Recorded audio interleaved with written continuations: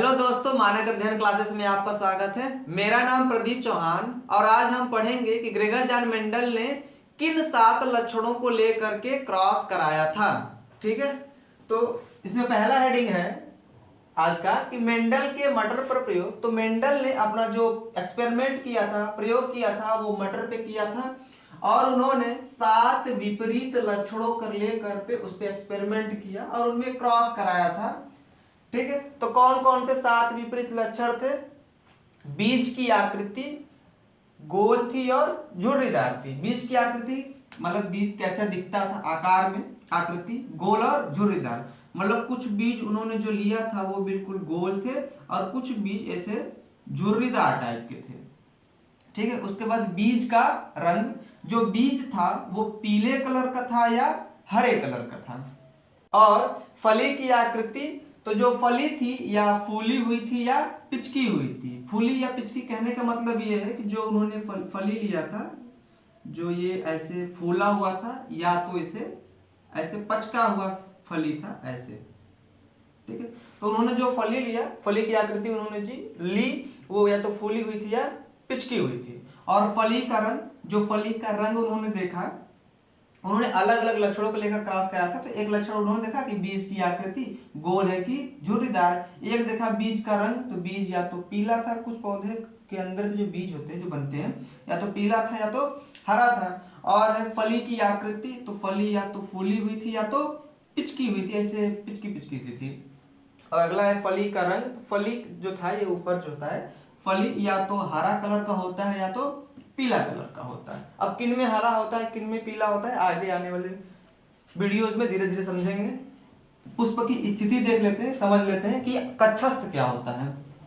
कक्षस्थ कहने का मतलब, यदि मान लीजिए ये कोई पौधा है, मटर का पौधा है और इस पे पुष्प इसके एक्सिस पे लगे, ऐसे बिल्कुल एक्सिस पे इसके यदि पुष्प लगे तो उस पुष्प को बोलते हैं कक्षस्थ।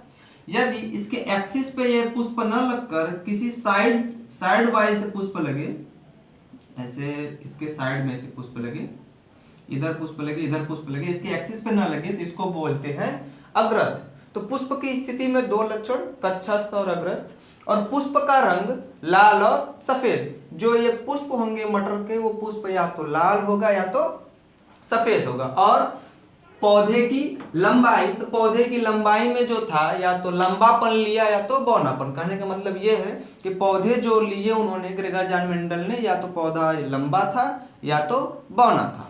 ठीक है, तो स्क्रीनशॉट ले लीजिए। तो आगे बढ़ते हैं। तो इस चैप्टर को समझने के लिए हमें इस चैप्टर से रिलेटेड कुछ शब्दों को समझना पड़ेगा, जैसे जीन क्या होता है, युग्म विकल्पी क्या होता है, समयुग्मजी क्या होता है, लक्षण प्रारूप क्या होते हैं, शुद्ध जाति क्या होती है। ऐसे कुछ जो शब्द हैं, लगभग शब्द तो बहुत है, मतलब मेनली 11-12 सीख जाए, समझ जाए तो ये चैप्टर अच्छे समझ जाएंगे। और क्लास 10th के लिए ये जो शब्द है, जो शब्दावली है, इनका डिफिनेशन और इनसे रिलेटेड और बहुत सारे क्वेश्चन पूछे जाते हैं कक्षा 10 में। ठीक है, तो हम इनको एक के बाद एक धीरे धीरे समझते हैं। ठीक है, स्क्रीनशॉट लेना है तो ले लीजिए।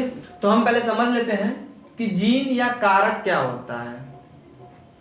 जो जीवों के अंदर जो आनुवंशिक पदार्थ होता है वो मुख्य रूप से डीएनए होता है। डीएनए ही लक्षणों को एक पीढ़ी से दूसरी पीढ़ी में ले जाता है।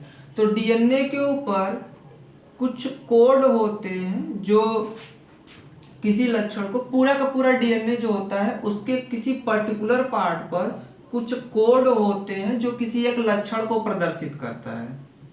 ये किसी एक लक्षण को प्रदर्शित करता है। और यही डीएनए का वह पार्ट जो किसी लक्षण को प्रदर्शित करता है उसे जीन कहते हैं। इसी को जीन कहते हैं ना। डीएनए का वह पार्ट जो किसी लक्षण को प्रदर्शित करे या वह एक पीढ़ी से दूसरी पीढ़ी में जाए, उसे जीन कहते हैं। जीन शब्द का प्रयोग सर्वप्रथम जोहानसन ने किया था। और जो ग्रेगर जान मेंडल है वो जोहानसन के पहले थे। और ये जिस समय अपना एक्सपेरिमेंट किए थे उस समय जीन की डिस्कवरी नहीं हुई थी। और उस समय ग्रेगर जान मेंडल ने जीन को कारक कहा। ठीक है, तो जिसको ग्रेगर जान मेंडल ने कारक कहा, आज के समय में उसे जीन कहा जाता है। जीन शब्द का प्रयोग सर्वप्रथम जोहानसन ने किया। एक बार पढ़ लेते हैं। जीन आनुवंशिकी की क्रियात्मक इकाई है। क्रियात्मक इकाई कहने का मतलब है कि वह छोटी से आनुवंशिकी की वह छोटी से छोटी इकाई जो रियली में फंक्शनल हो, जो क्रिया कर रही हो। जैसे डीएनए का वह छोटा से छोटा पार्ट वो कहलाता है जीन, जो किसी एक लक्षण को प्रदर्शित करे। इकाई है जो किसी लक्षण की वंशागति एवं उसके प्रदर्शन के लिए उत्तरदायी होता है। लक्षणों की वंशागति कहने का मतलब यह है कि लक्षणों को एक पीढ़ी से दूसरी पीढ़ी में ले जाता है और उस लक्षणों को प्रदर्शित करता है, लक्षण के रूप में प्रदर्शित करता है। ठीक है, तो ये इसका स्क्रीनशॉट ले लीजिए। तो फिर अगला हेडिंग पे जाते हैं। तो हम समझ लेते हैं कि युग्म विकल्पी या एलीलोमॉर्फ क्या होता है।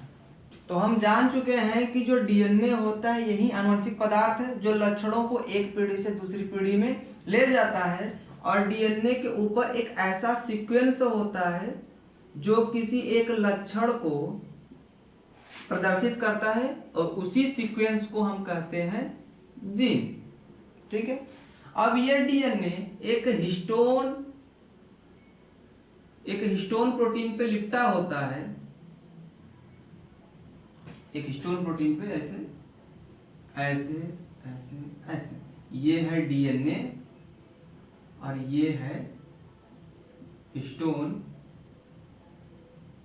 प्रोटीन। हिस्टोन प्रोटीन है तो डीएनए हिस्टोन प्रोटीन पे लिपटा होता है। एक रस्सी के समान स्ट्रक्चर दिखता है, ऐसे लगता है कि मोती, रस्सी में मोती से गुहे हुए हैं, ऐसे टाइप का स्ट्रक्चर दिखता है जिसको बोलते हैं क्रोमेटिन। डीएनए हिस्टोन प्रोटीन पर लिपटता है तो बनता है क्रोमेटिन, और ये क्रोमेटिन और ज्यादा संघनित्र होते हैं, कंडेंस होते हैं तो बनता है क्रोमोसोम। और क्रोमोसोम एक रॉड लाइक स्ट्रक्चर ऐसे बनता है, इसको बोलते हैं क्रोमोसोम, हिंदी में बोलते हैं गुणसूत्र। ठीक है, तो डीएनए एक हिस्टोन प्रोटीन पे लिपटा होता है, उसको बोलते हैं क्रोमेटिन। और क्रोमेटिन जब बहुत ज्यादा कंडेंस हो जाता है तो बनता है क्रोमोसोम या गुणसूत्र। तो जीन पे जो स्ट्रक्चर होता है, क्रोमोसोम पे ये स्ट्रक्चर सिर्फ ऐसे एक पट्टी की तरह दिखता है। ये है जीन, ये एक जीन है।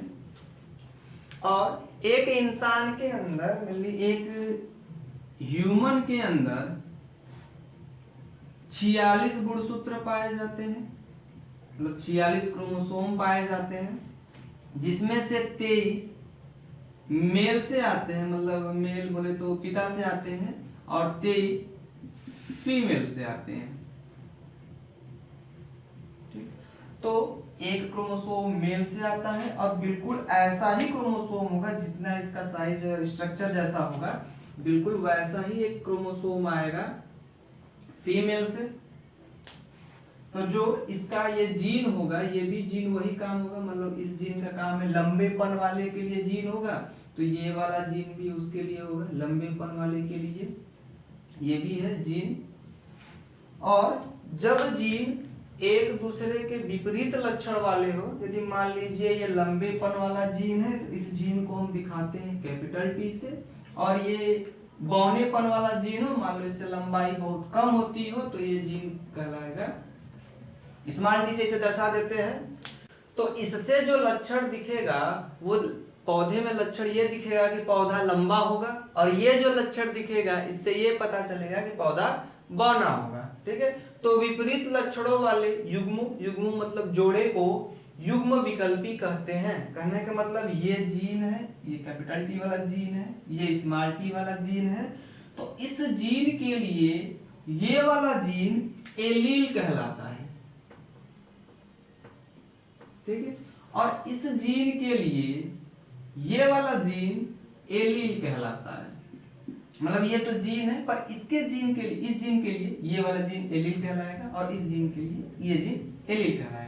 इसी को बोलते हैं युग्म विकल्पी, मतलब इसके विकल्प में ये प्रेजेंट है और इसके विकल्प में ये प्रेजेंट। तो विपरीत लक्षणों वाले युग्मों को युग्म विकल्पी कहते हैं। ठीक है, तो इसका स्क्रीनशॉट ले लीजिए। तो फिर हम आगे चलते हैं।